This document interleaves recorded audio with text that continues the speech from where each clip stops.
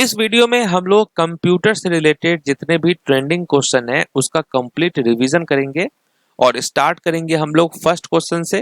पहला क्वेश्चन है कि which of the following is not a component of CPU. CPU जिसका फुल फॉर्म होता है सेंट्रल प्रोसेसिंग यूनिट, और इसके कंपोनेंट कौन से नहीं है, तो राइट आंसर होगा cache memory. ALU arithmetic logic unit, control unit, register, ये सब कंपोनेंट होते हैं सीपीयू के। कैश मेमोरी जो है ये सीपीयू के बाहर स्थित हाई स्पीड मेमोरी होती है। What is the function of control unit. Control unit का फंक्शन क्या है, कार्य क्या होता है कंट्रोल यूनिट का, तो आप कहेंगे कंट्रोल यूनिट का कार्य होता है प्रोसेसर के कार्य को नियंत्रित करना। कंट्रोल यूनिट जिसको सीपीयू का ब्रेन या मैनेजर भी कहा जाता है, और यह मेमोरी से प्रोग्राम निर्देश प्राप्त करता है और उन्हें समझता है। सीपीयू सीधे किस मेमोरी को एक्सप्रेस करता है, which memory is directly accessed by CPU. तो ये कौन सा मेमोरी होता है, तो आप कहेंगे रैम, रैंडम एक्सेस मेमोरी। तो रैम जिसको प्राइमरी मेमोरी या मेन मेमोरी भी कहा जाता है, सीपीयू सीधे इसी मेमोरी के साथ डेटा को पढ़ने या लिखने का कार्य करता है। Which of the following is a volatile memory. निम्न में से कौन वॉलेटाइल मेमोरी है, तो राइट आंसर होगा रैम। रैम को वॉलेटाइल मेमोरी कहा जाता है क्योंकि जब इसमें पावर रहेगा तो इसके सारे चीज मौजूद रहेंगे, पावर गया वैसे ही सब कुछ डिलीट भी हो जाता है, इसलिए वॉलेटाइल मेमोरी है। कैश मेमोरी का इस्तेमाल किसके उपयोग के लिए होता है। Cache memory is used to for what. Cache memory का इस्तेमाल जो है ये स्पीड को बढ़ाने के लिए होता है, प्रोसेसिंग के स्पीड को बढ़ाने के लिए। तो प्रोसेसिंग तेज करना ये कैश मेमोरी का काम है। नेक्स्ट है which of the following is not an operating system. इनमें से कौन सा ऑपरेटिंग सिस्टम नहीं है, और ये क्वेश्चन बहुत बार रिपीट होता है। तो आप कहेंगे ओरेकल जो है ये ऑपरेटिंग सिस्टम नहीं है। लिनक्स, विंडो, ठीक है, ये सब क्या है, ऑपरेटिंग सिस्टम है। ओरेकल जो कि एक ऑपरेटिंग सिस्टम नहीं है, ये क्या है, तो ये रिलेशन डाटाबेस मैनेजमेंट सिस्टम में से एक है। ओके, ये दुनिया के सबसे लोकप्रिय रिलेशनल डाटाबेस मैनेजमेंट सिस्टम में से एक है, और इसका उपयोग बड़े पैमाने पर डेटा को स्टोर, व्यवस्थित और प्रबंधित करने के लिए किया जाता है। नेक्स्ट क्वेश्चन है कि which OSI layer is responsible for routing.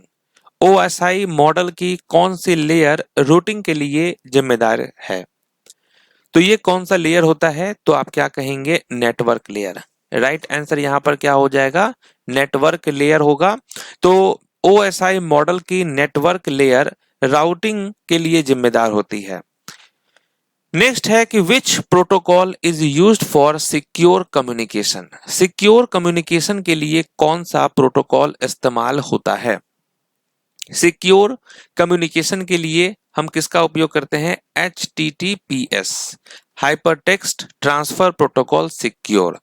तो अगर आपसे पूछे कि सिक्योर कम्युनिकेशन के लिए कौन सा प्रोटोकॉल इस्तेमाल होता है, तो HTTPS। नेक्स्ट है the default port for HTTP is. HTTP के लिए डिफॉल्ट पोर्ट क्या है, तो वो है 80। इसका उपयोग वेब ब्राउजर और सर्वर द्वारा SSL या TLS एन्क्रिप्शन के बिना वेबसाइट उपलब्ध कराने के लिए कनेक्शन स्थापित करने हेतु किया जाता है। विच टोपोलॉजी ऑफर्स हाईएस्ट रिलायबिलिटी। कौन सा नेटवर्क टोपोलॉजी में सबसे विश्वसनीय है, तो ये कौन सा टोपोलॉजी होता है, तो आप कहेंगे मेश। मेश टोपोलॉजी सबसे अधिक विश्वसनीय क्योंकि इसमें प्रत्येक डिवाइस नेटवर्क के अन्य सभी डिवाइसों से सीधे जुड़े होते हैं। यदि एक कनेक्शन भी अगर फेल हो गया तो भी जो डेटा है वो दूसरे रास्ते से प्रसारित हो सकता है, जिससे नेटवर्क बना रहता है।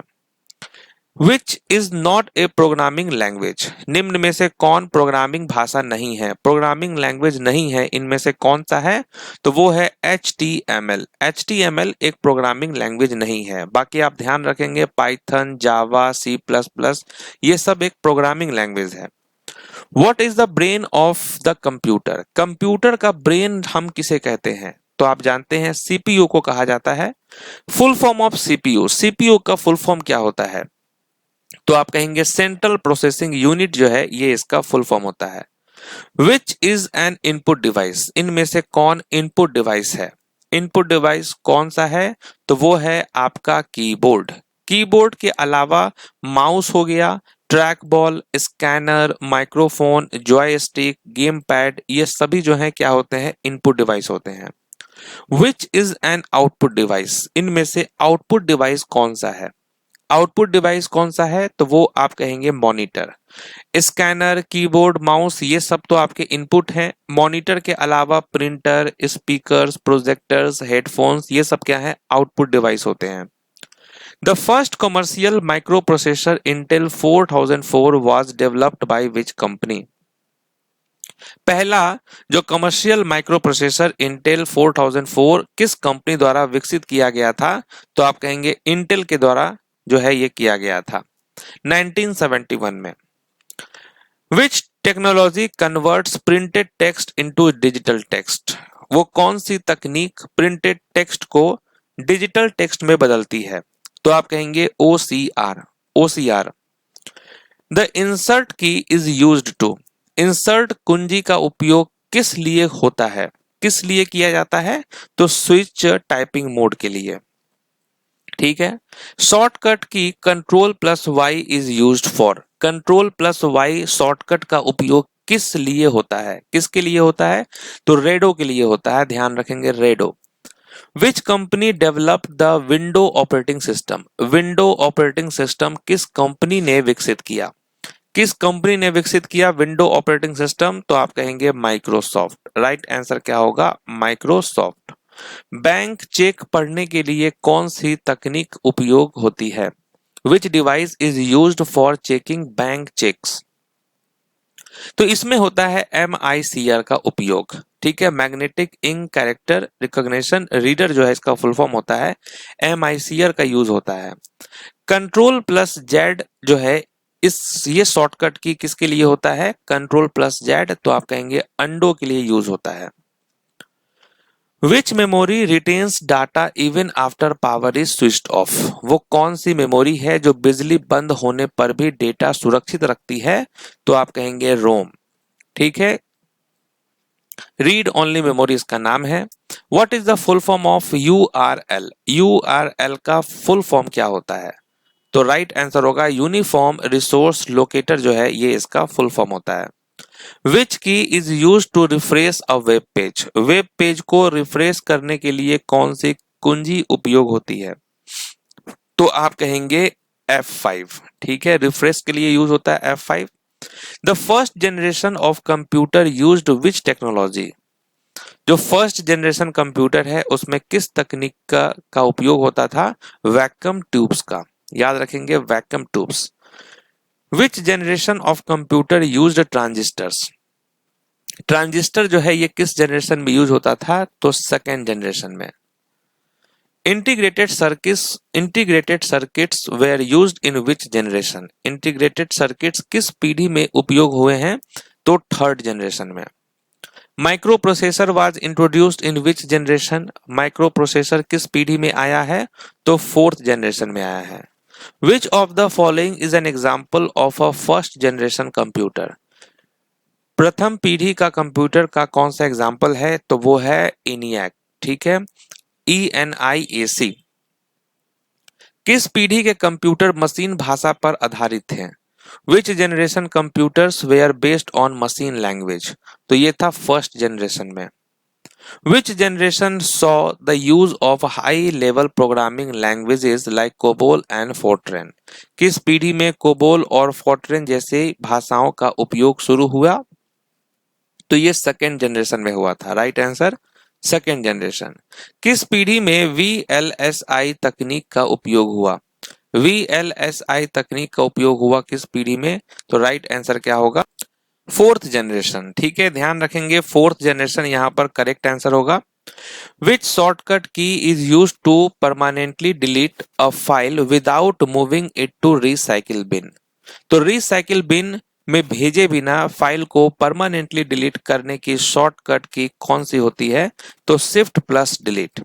ये करेंगे आप, शॉर्टकट की है ये शिफ्ट प्लस डिलीट, मतलब ये परमानेंटली डिलीट हो जाएगा। What is the shortcut key to open task manager directly? Task manager को सीधे खोलने की जो शॉर्टकट की है वो क्या है? तो control plus shift plus ESC। Which shortcut key is used to rename a file or folder? वो कौन सी शॉर्टकट की है? तो जो फाइल या फोल्डर का नाम बदला जाता है जिससे, तो F2 से। ठीक है, F2 याद रखेंगे। Which shortcut key is use to close the active window? Active window को बंद करने की शॉर्टकट की कौन सी है? एक्टिव विंडो को बंद करने की शॉर्टकट की है आपका Alt प्लस F4। टेक्स्ट को कॉपी करने की शॉर्टकट की क्या है? टेक्स्ट को अगर हमको कॉपी करना है तो कंट्रोल प्लस C से होगा। Shortcut key to open address bar in file explorer is? File explorer में एड्रेस बार खोलने की शॉर्टकट की क्या है? तो इसका शॉर्टकट की होता है Alt प्लस D। याद रखेंगे Alt प्लस D। किस शॉर्टकट की से लिंक नए टैब में खुलता है? ये कौन सा शॉर्टकट की है? To used to open a link in a new tab, तो कंट्रोल प्लस क्लिक। ठीक है, कंट्रोल प्लस क्लिक हो जाएगा। ओके, नेक्स्ट क्वेश्चन क्या है कि which protocol is use to send an email? ये भी इंपॉर्टेंट क्वेश्चन है कि ईमेल भेजने के लिए कौन सा प्रोटोकॉल प्रयोग होता है? तो आप कहेंगे SMTP। SMTP यहाँ पर राइट आंसर होगा, simple mail transfer protocol. Email प्राप्त करने के लिए कौन सा प्रोटोकॉल सर्वर पर मेल स्टोर नहीं करता है? ईमेल प्राप्त करने के लिए कौन सा प्रोटोकॉल सर्वर पर मेल स्टोर नहीं करता है? इसका नाम है POP3, post office protocol version 3। कौन सा प्रोटोकॉल ईमेल को सर्वर पर ही स्टोर रखता है? ये कौन सा प्रोटोकॉल है जो ईमेल को सर्वर पर ही स्टोर रखता है? IMAP, internet manager access protocol. Email का रिप्लाई देने की सामान्य शॉर्टकट की क्या है? ईमेल का रिप्लाई देने की सामान्य शॉर्टकट की क्या है? Control plus R। प्राप्त ईमेल को देखने और मैनेज करने के लिए सामान्यतः किस ऑप्शन का प्रयोग किया जाता है? किस ऑप्शन का प्रयोग किया जाता है? इनबॉक्स का। राइट आंसर इनबॉक्स हो जाएगा। निम्न में से कौन इनपुट डिवाइस नहीं है? इनमें से इनपुट डिवाइस नहीं है तो वो है आपका प्रिंटर। निम्न में से कौन पॉइंटिंग डिवाइस है? पॉइंटिंग डिवाइस इनमें से कौन सा है? माउस। ठीक है, माउस यहाँ पर करेक्ट होगा। नेक्स्ट है हार्ड कॉपी प्राप्त करने के लिए कौन सा आउटपुट डिवाइस उपयोग होता है? हार्ड कॉपी प्राप्त अगर करना हो तो कौन सा आउटपुट डिवाइस का उपयोग होता है? प्रिंटर का। ईमेल भेजने के लिए निम्न में से क्या अनिवार्य है? ईमेल भेजने के लिए क्या अनिवार्य है? तो वो है सेंडर मेल ID। बड़े इंजीनियरिंग ड्राइंग के लिए कौन सा आउटपुट डिवाइस उपयोग होता है? Which output device is mainly used for large engineering drawings? तो आप कहेंगे प्लॉटर। तो यहाँ पर हम लोगों ने कंप्यूटर के जो इंपॉर्टेंट क्वेश्चन है उसका रिवीजन किया है। मिलते हैं नेक्स्ट वीडियो में, तब तक के लिए ऑल द बेस्ट।